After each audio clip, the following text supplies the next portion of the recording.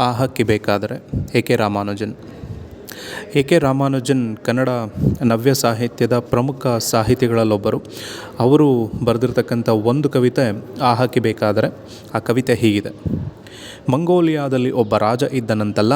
ಅವನು ಯಾವುದೋ ದೂರ ದೇಶಕ್ಕೆ ದಂಡೆತ್ತಿ ಹೋದಾಗ ಅಲ್ಲೊಂದು ಹೊಸ ಹಕ್ಕಿ ಹಾಡು ಕೇಳಿಸಿ, ಆ ಹಾಡು ನನಗೆ ಬೇಕು ಎಂದು ಹಾಡಿಗೆಂದು ಹಕ್ಕಿ ಹಿಡಿದು, ಹಕ್ಕಿಯ ಜೊತೆಗೆ ಗೂಡೆತ್ತಿ ಗೂಡಿನಡಿ ರೆಂಬೆ, ರೆಂಬೆಗೆ ಕೊಂಬೆ, ಕೊಂಬೆಗೆ ಮರ, ಮರದಡಿಯ ಬೇರು, ಬೇರು ಸುತ್ತಿದ ಹೆಂಟೆ ಮಣ್ಣು, ಆ ಊರು, ನೀರು, ಹಿಂಗಾರು, ಆ ಪ್ರದೇಶ, ದೇಶ, ಆ ಇಡೀ ರಾಜ್ಯ ಎಲ್ಲ ಹೊತ್ತು ಹಾಕಬೇಕು ಎನ್ನಿಸಿ, ಇದ್ದ ಬಿದ್ದ ಆನೆ, ಕುದುರೆ, ರಥ, ಸೈನ್ಯ ಎಲ್ಲ ಕೂಡಿಸಿ ಇಡೀ ರಾಜ್ಯವನ್ನೆಲ್ಲ ಗೆದ್ದು ತನ್ನ ಸಾಮ್ರಾಜ್ಯಕ್ಕೆ ಸೇರಿಸಿಕೊಂಡು ಮನೆಗೇ ಹೋಗಲಿಲ್ಲ.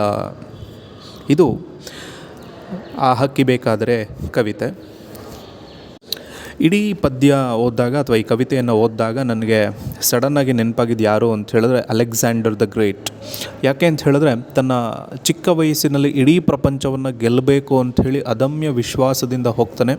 ಅರ್ಧ ಪ್ರಪಂಚವನ್ನು ಗೆಲ್ತಾನೆ. ಬಟ್ ಅವನು ಸತ್ತ ಮೇಲೆ ಈ ಅರ್ಧ ಪ್ರಪಂಚವನ್ನಾಗಲಿ ಅದರ ಮೇಲಿರ್ತಕ್ಕಂಥ ಒಂದು ಹುಲ್ಲು ಕಡ್ಡಿನಾಗಲಿ ಅಥವಾ ಒಂದು ಮಣ್ಣು ಚೂರಾಗಲಿ ಏನನ್ನೂ ಕೂಡ ಅವನ ಕೈಯಲ್ಲಿ ತೆಗೆದುಕೊಂಡು ಹೋಗೋಕ್ಕಾಗಲಿಲ್ಲ.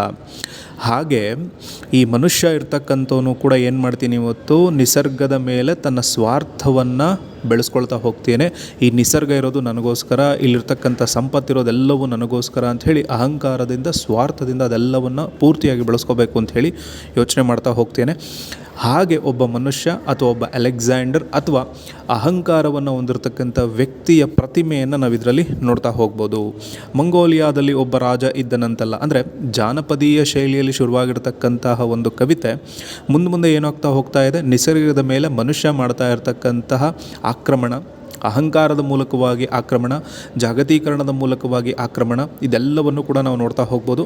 ಹಾಗೆ ಇನ್ನೊಂದು ಕಡೆ ಇಡೀ ಪದ್ಯವನ್ನು ನೋಡಿದಾಗ ಎ.ಕೆ. ರಾಮಾನುಜನ್ ಅವರು ಕೂಡ ಇದರಲ್ಲಿ ಈ ಪದ್ಯದಲ್ಲಿ ಭಾಗಿಯಾಗಿದ್ದಾರಾ ಅನ್ನೋದನ್ನು ಕೂಡ ನಾವು ಯೋಚನೆ ಮಾಡೋದಕ್ಕೆ ಸಾಧ್ಯತೆ ಇದೆ. ಮನುಷ್ಯ ನಿಸರ್ಗದ ಮೇಲಿನ ದುರಾಸೆ ಆಗಲಿ, ಆ ನಿಸರ್ಗದ ಚೆಲುವನ್ನಾಗಲಿ ಎಲ್ಲವೂ ಕೂಡ ತನ್ನದು ಅಂತ ಹೇಳಿ ಅದನ್ನು ಪಡ್ಕೊಳ್ಬೇಕು ಅಂತ ಹೇಳಿ ಮುಂದೆ ಹೋಗಿ ಪಡ್ಕೊಂಡಾದ ಮೇಲೆ ಮತ್ತೆ ಅದೇ ನಿಸರ್ಗದ ಒಳಗಡೆ ಮನುಷ್ಯ ಏನಾಗ್ತಾನೆ, ನೆಲೆಯನ್ನು ಗೊಳ್ತಾನೆ. ಅಥವಾ ಏನೂ ತನ್ನನ್ನು ತಾನು ಗಳಿಸ್ಕೊಳ್ಳೋಕ್ಕಾಗ್ದಲೇ ಅಲ್ಲೇ ತನ್ನನ್ನು ತಾನು ಮರ್ತು ಹೋಗ್ಬಿಡ್ತಾನೆ ಅಥವಾ ಅಲ್ಲೇ ಕಳೆದೋಗ್ಬಿಡ್ತಾನೆ. ಅಂದರೆ ಇದು ವಿಪರ್ಯಾಸ. ಗೆಲ್ಲಬೇಕು ಅಂತ ಹೋಗ್ತಾನೆ, ಬಟ್ ಅದರೊಳಗಡೆ ಅವನು ಸೋಲ್ತಾ ಹೋಗ್ತಾನೆ. ಯಾವುದೋ ಒಂದು ದೇಶಕ್ಕೆ, ದೂರ ದೇಶಕ್ಕೆ ಇವನು ದಂಡೆತ್ತಿ ಹೋಗ್ತಾನಲ್ಲಿ ಯಾವುದೋ ಒಂದು ಹಕ್ಕಿ ಹಾಡು ಹೇಳ್ತಾ ಇದೆ. ಆ ಹಾಡು ಹೇಳ್ತಿರ್ತಕ್ಕಂಥ ಹಕ್ಕಿನೂ ಬೇಕು ಅಂತ ಅಂದ್ಕೊಳ್ತಾನೆ. ಆಮೇಲೆ ಹಕ್ಕಿ ಕೂತಿರ್ತಕ್ಕಂಥ ಮರನೂ ಬೇಕು ಅಂದ್ಕೊಳ್ತಾನೆ. ಮರ ಎಲ್ಲಿದೆ ಆ ಮಣ್ಣು ಬೇಕು ಅಂತಾನೆ, ಆ ದೇಶ ಬೇಕು ಅಂತ ಹೇಳ್ತಾನೆ. ಸೊ ಹೀಗೆ ಅದನ್ನು ಪಡ್ಕೋಬೇಕು ಅಂತ ಹೇಳಿ ಇನ್ನೊಂದು ದೇಶಕ್ಕೆ ಇವನೇನು ಮಾಡ್ತಾನೆ, ದಂಡೆತ್ತು ಹೋಗ್ತಾನೆ. ಅಲ್ಲಿರ್ತಕ್ಕಂಥ ಊರಾಗಲಿ, ಹಿಂಗಾರಾಗಲಿ, ಆ ಪ್ರದೇಶ ಆಗಲಿ, ಇಡೀ ರಾಜ್ಯ ಆಗಲಿ ಅದನ್ನೆಲ್ಲವನ್ನು ಪಡ್ಕೋಬೇಕು ಅಂಥೇಳಿ ತನ್ನಲ್ಲಿರ್ತಕ್ಕಂಥ ಸೈನಿಕರನ್ನಾಗಲಿ, ಆನೆಗಳನ್ನಾಗಲಿ, ರಥಗಳನ್ನಾಗಲಿ ಎಲ್ಲವನ್ನು ತೆಗೆದುಕೊಂಡು ಹೋಗ್ತಾನೆ, ಗೆದ್ಕೊಳ್ತಾನೆ. ಆದರೆ ಗೆದ್ಕೊಂಡ್ಮೇಲೆ ಅದನ್ನು ಅನುಭವಿಸೋಕ್ಕಾಗ್ದಲೇ ಅಲ್ಲೇ ತೀರೋಗ್ಬಿಡ್ತಾನೆ. ಅಂದರೆ ನಿಸರ್ಗದ ಮೇಲೆ ಮನುಷ್ಯ ಮಾಡ್ತಾ ಇರ್ತಕ್ಕಂಥ ದೊಡ್ಡದಾಗಿರ್ತಕ್ಕಂಥ ಪರಿಣಾಮವನ್ನು ನಾವಿಲ್ಲಿ ನೋಡ್ತಾ ಹೋಗ್ತಾ ಇದ್ದೀವಿ. ಯಾಕೆಂದರೆ ಅಭಿವೃದ್ಧಿಯ ರೀತಿಯಲ್ಲಿ ನಿಸರ್ಗವನ್ನು ನಾವೇನು ಮಾಡ್ತಿದ್ದೀವಿ, ಹಾಳು ಮಾಡ್ತಾ ಹೋಗ್ತಾ ಇದ್ದೀವಿ. ಸೊ ಸುಸ್ಥಿರವಾಗಿರ್ತಕ್ಕಂಥ ಅಭಿವೃದ್ಧಿ ಎಲ್ಲಿ ಇರೋದಿಲ್ವೋ, ಈ ಸುಸ್ಥಿರ ಪರಿಸ್ಥಿತಿಯನ್ನು ಅಥವಾ ಸುಸ್ಥಿರ ಅಭಿವೃದ್ಧಿಯನ್ನು ಮನುಷ್ಯ ಕಾಣಲಿಲ್ಲ ಅಂತ ಹೇಳಿದ್ರೆ ತನ್ನ ಅಭಿವೃದ್ಧಿಯ ಮೂಲಕವಾಗಿ ಈ ನಿಸರ್ಗವನ್ನು ಕೂಡ ಅವನು ಹಾಳು ಮಾಡ್ಕೋಬೇಕಾಗತ್ತೆ. ಹಾಳು ಮಾಡ್ಕೊಂಡ ಅಂತ ಹೇಳಿದ್ರೆ ನಿಸರ್ಗದೊಂದಿಗೆ ಮನುಷ್ಯನ ಅವನತಿಯು ಕೂಡ ಸಾಗ್ತಾ ಹೋಗುತ್ತೆ. ಎಲ್ಲಿವರೆಗೂ ಮನುಷ್ಯ ಅನ್ನೋನು ದುರಾಸೆಯ ಮೂಲಕವಾಗಿ, ಅಹಂಕಾರದ ಮೂಲಕವಾಗಿ, ದುರಹಂಕಾರದ ಮೂಲಕವಾಗಿ ಬಾಳ್ತಾ ಹೋಗ್ತಾ ಇರ್ತಾನೋ ಅಲ್ಲಿವರೆಗೂ ತಾನು ಏನು ಪಡ್ಕೋಬೇಕು ಅಂತ ಅಂದ್ಕೊಳ್ತಾನೆ ಅದು ಯಾವುದು ಕೂಡ ಸಿಗೋದೇ ಇಲ್ಲ. ಅದಕ್ಕೋಸ್ಕರ ಪ್ರಕೃತಿಯನ್ನು ನಾವು ಹೇಗೆ ಅಂದರೆ ಮೊದಲಿನಿಂದ ಹೇಗೆ ಬಂದಿತ್ತೋ ಹಾಗೇ ನಾವು ಉಳಿಸ್ಕೊಂಡು ಹೋದಾಗ ಮಾತ್ರ ನಮ್ಮ ಅಸ್ತಿತ್ವ ಇಲ್ಲಿರೋದಕ್ಕೆ ಸಾಧ್ಯತೆ ಇಲ್ಲ ಅಂತ ಹೇಳಿದ್ರೆ ಸಾಧ್ಯತೆ ಇಲ್ಲ. ಅದಕ್ಕೆ ನಿಸರ್ಗವನ್ನು ಗೆಲ್ಲಬೇಕು ಅಂತ ಮನುಷ್ಯ ಹೋಗ್ತಾನೆ. ಕೊನೆಗೆ ಅಹಂಕಾರ, ಅಸ್ತಿತ್ವ ಕಳೆದುಕೊಳ್ಳುವ ಪರಿಯನ್ನೂ ಕೂಡ ನಾವು ಈ ಕವನದಲ್ಲಿ ಅಥವಾ ಈ ಕವಿತೆಯಲ್ಲಿ ನೋಡ್ಕೊಳ್ತೀವಿ. ಅಂದರೆ ತನ್ನ ಅಸ್ತಿತ್ವವನ್ನೇ ಕಳ್ಕೊಂಡ್ಬಿಡ್ತಾನೆ.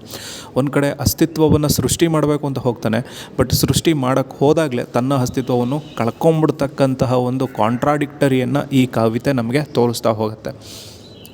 ಸೊ ಹಾಗೆ ಒಂದು ದೇಶದ ಸಂಪತ್ತನ್ನು ಆ ದೇಶವೇ ಅನುಭವಿಸಬೇಕೇ ಹೊರತು ನನಗೂ ಈ ದೇಶದ ಸಂಪತ್ತು ಬೇಕು ಅಂತ ಹೇಳಿ ಅದರ ಮೇಲೆ ಆಕ್ರಮಣವನ್ನು ಮಾಡೋದ್ರ ಮೂಲಕವಾಗಿ ಆ ಸಂಪತ್ತನ್ನು ನಾನು ಪಡ್ಕೊಳ್ಬೇಕು, ಅದ್ರ ಮೂಲಕವಾಗಿ ನನ್ನದನ್ನು ಹೆಚ್ಚಿಸ್ಕೊಳ್ಬೇಕು ಅನ್ನೋ ತಪ್ಪನ್ನು ಕೂಡ ನಾವು ಮಾಡೋಕ್ಕೆ ಹೋಗಬಾರ್ದು ಅನ್ನೋ ಹಿನ್ನೆಲೆಯಲ್ಲೂ ಕೂಡ ಈ ಪದ್ಯವನ್ನು ನಾವು ನೋಡೋದಕ್ಕೆ ಸಾಧ್ಯತೆ ಇದೆ.